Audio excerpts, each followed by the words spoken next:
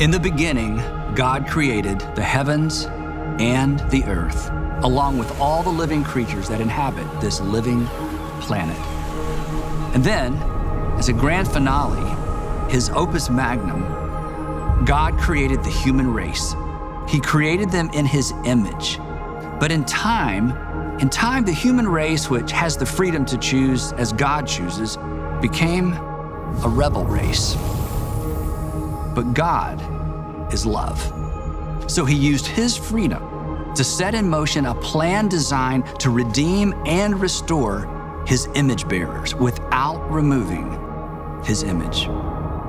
God's plan began with a man, Abraham, whose family would eventually become an entire nation.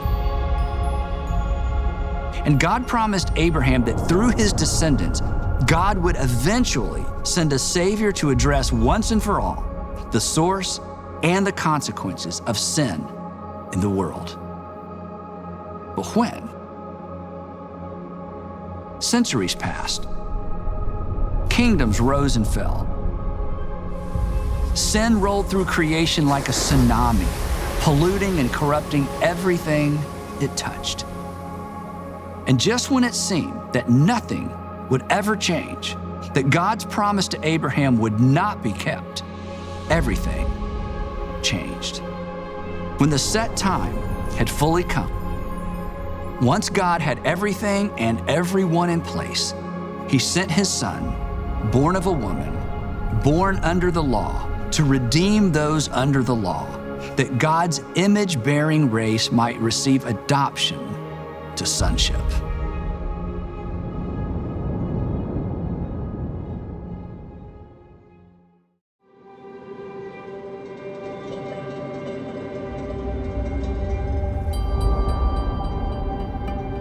Now, this is how the birth of Jesus, the Messiah, finally came about. God sent the angel Gabriel to Nazareth, a town in Galilee, to a young girl pledged by her parents to be married to a man named Joseph, who was a descendant of Abraham. And the young girl's name was Mary. The angel went to her and said, "Greetings, you who are highly favored. The Lord is with you." But of course, Mary was greatly troubled at his words and wondered, "What is happening? Is this even happening? Am I dreaming?" But the angel smiled and said to her, "Mary, do not be afraid. You have found favor with God. The promise you and your people have longed to see fulfilled is being fulfilled through you. You will conceive and give birth to a son, and you are to call him Jesus, and he will be the great one, and he will be called the Son of the Most High."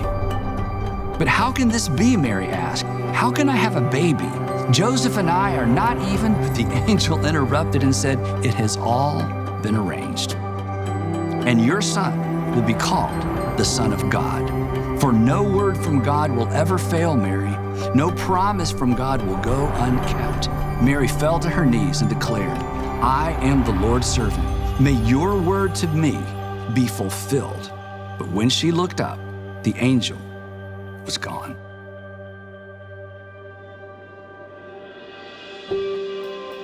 And just as the angel had said, a baby began to grow in Mary's womb, and she was both amazed and terrified. Who would believe her story?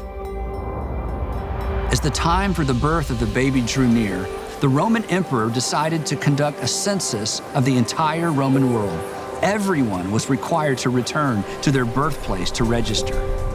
So Joseph also went up from the town of Nazareth in Galilee to Judea, to Bethlehem, because he belonged to the house and the line of David, and he took Mary with him. But when they arrived in Bethlehem, all the inns and the guest houses were full. So Joseph found a dry stable and made Mary as comfortable as possible. And while they were there, the time came for the baby to be born, and she gave birth to her firstborn, a son, and she wrapped him in cloths, but she placed him in a manger.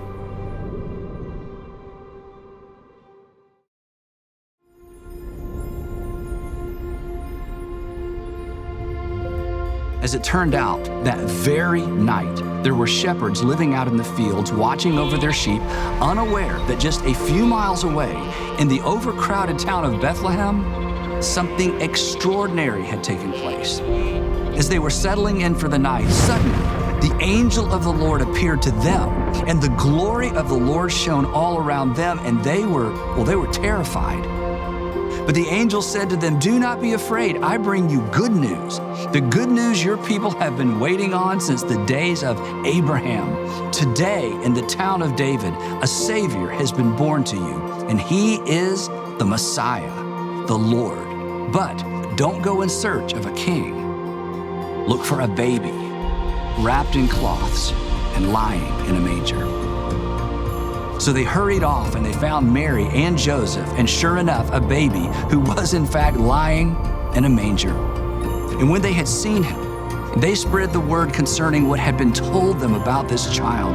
And all who heard it, everyone who heard it, they were amazed at what the shepherds said to them. Amazed and hopeful. They were hopeful because God was once again on the move. He had not forgotten his promise. God had become flesh and had moved in with the rebel race he came to save.